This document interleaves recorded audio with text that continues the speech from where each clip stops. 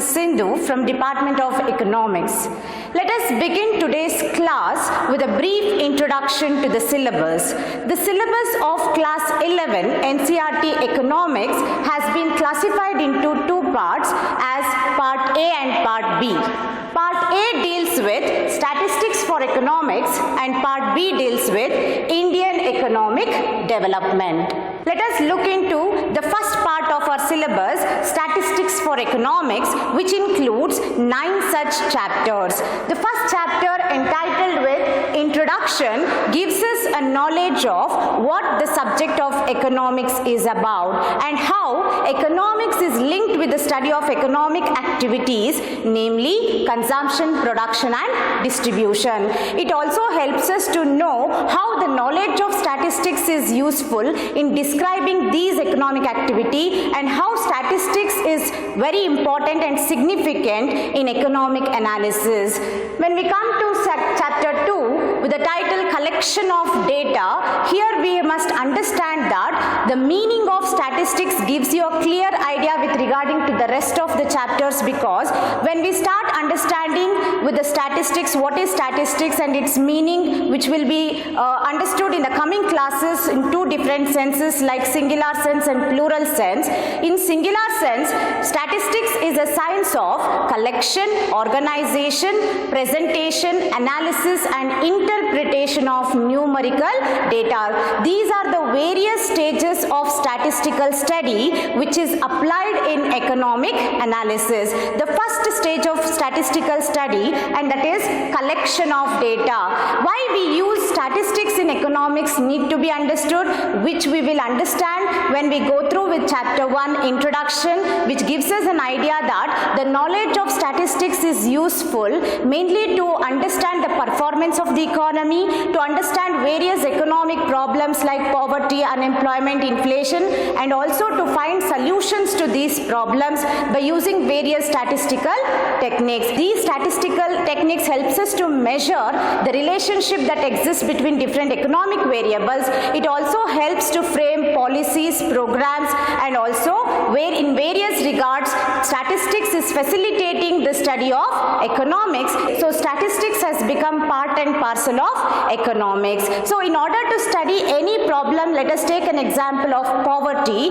First we need to study this in the sense we need to collect the data with regarding to the number of poor people in the country. We need to know the extent of poverty. For that we need to collect the data that the number of people who are living below poverty line has to be collected. This is what we call it as collection of data. We mainly study about the purpose of data collection and the meaning and various sources of data collection, the modes of data collection and various other techniques of sampling errors and other things are studied in this chapter, collection of data.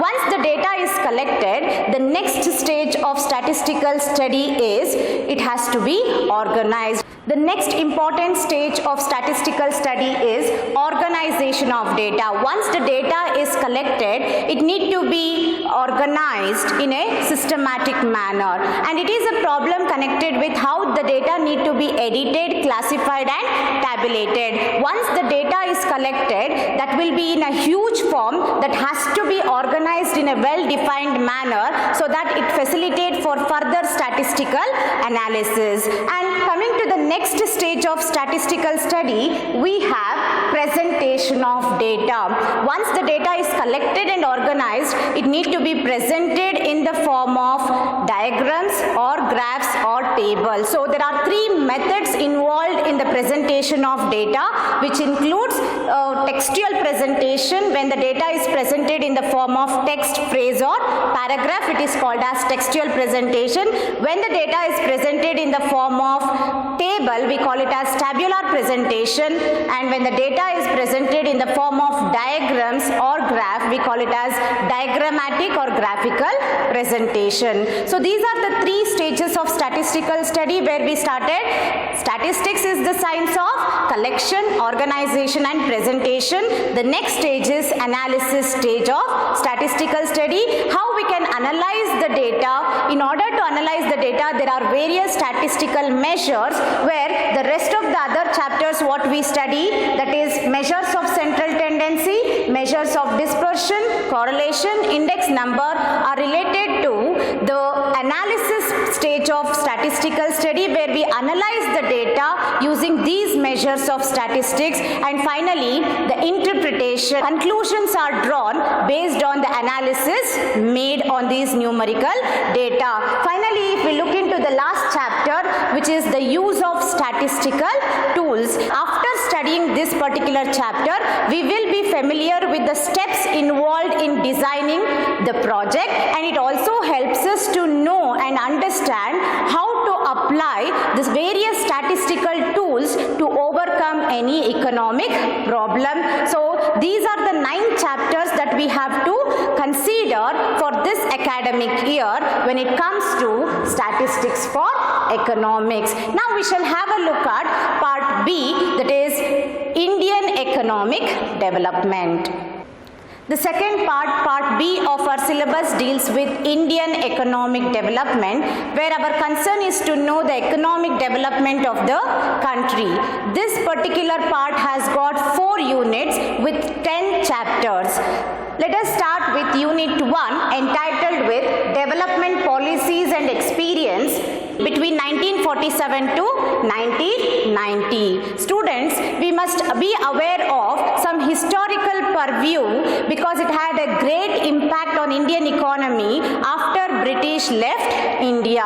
During the colonial rule, how was our development process? What was the reason for the underdevelopment of the economy and also stagnation during the colonial rule? Especially we are concentrating on economic development in 1947. It is the year of our independence. In this chapter, Indian economy on the eve of independence, that is chapter 1. The second chapter, that is Indian economy between 1950 to 1990, deals with how after getting independence, the country's government underwent with the development process in a planned way by adopting the 5-year plans. We will study the goals of 5-year plan because the government adopted 5-year plan as an important strategy to achieve development, and how far we have achieved development in various sectors of the economy such as agriculture, industry and service sector, and how and what is the performance of the economy during this planning period, and especially we will analyze the merits and demerits of the regulated economy. And coming to the next unit, Unit 2, we mainly concentrate on economic reform since 1991. You can look into this year 1991. We had a closed economy, regulated economy, where the government used to take all the major decisions on economic activities.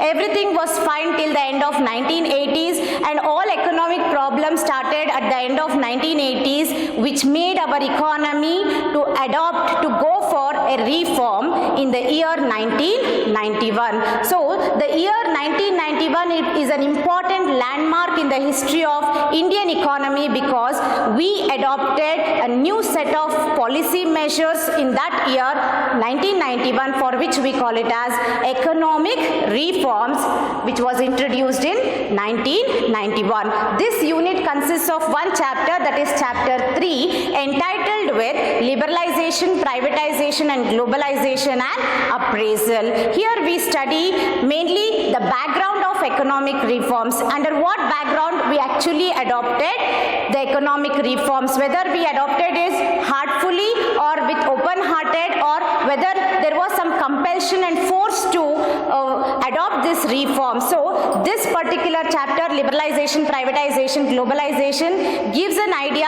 that under what background we adopted the reform policy in our country and the mechanism in which reforms were introduced and how it had an impact on the various sectors of the economy, and that will be critically assessed and analyzed in this chapter, Liberalization, Privatization and Globalization.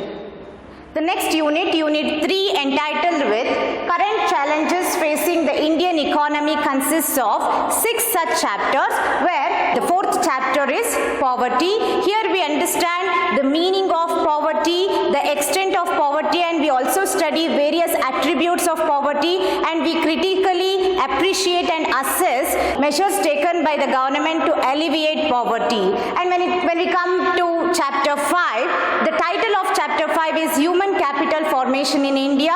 Here we study about concepts like human capital formation and human resource development, and we also make a link with that of, we also study how there is a link between human capital, economic growth as well as human development. We also come across with how much the educational attainment can be seen in India. We study the state of educational attainment in India and the need for government spending on education and health. So human capital formation in India is basically speaks about the quality of population, where it gives more importance to education and health. By giving more importance to these two factors, you can have a better formation of human capital with more number of educated people in the form of engineers, doctors and so on. The next chapter speaks about rural development. Here we study the meaning of rural development and various related concepts, how important rural development for the overall development of the country, and we also look into the significance of organic farming in sustainable development. So all these things are studied in rural development. You know, India is a web of villages. Unless there is a development seen in rural areas, you cannot see the overall development of the country. So to see the overall development of the country, there must be the development in the rural areas, which we study in this chapter. Next chapter, chapter 7, speaks about employment, growth, informalization and other issues. Here we study the basic concepts of employment such as economic growth, workers, workforce and unemployment. We also study the nature and extent of unemployment that can be seen in India.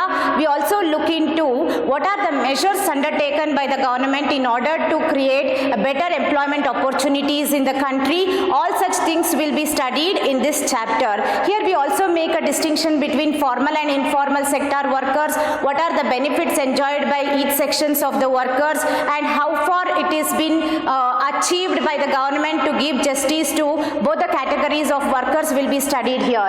Next is infrastructure, which is very, very important, because here we come across social and economic infrastructure. What are the current challenges that Indian economy is facing in the areas of social and economic infrastructure is being studied, and how far infrastructural development lead to the economic development, and how it facilitates the development of the country. That will be studied in this chapter, infrastructure.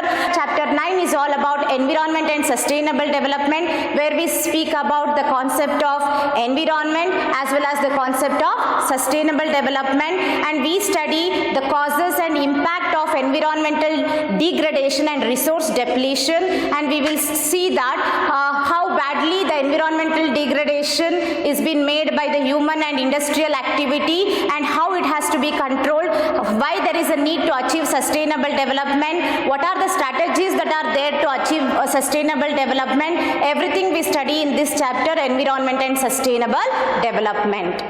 Finally, let us take up the last unit, Unit 4, entitled with Development Experiences of India. A comparison with neighbor includes one chapter, which is the last chapter of this part, Chapter 10, Comparative Development Experiences of India and its neighbor, where we compare the development experiences of India with its neighbor countries like China and Pakistan. By using various indicators, we used to make a comparison with our development with that of our neighbor countries' development. Like I told you, the countries we have taken for comparison are China and Pakistan. I believe you all have got a brief introduction to the overall syllabus, where you study 9 chapters in Part A, Statistics for Economics, and another 10 chapters in Part B, Indian Economic Development. Students, we shall start with Statistics for Economics in the coming class. Hope you are all enjoying my class. Thank you.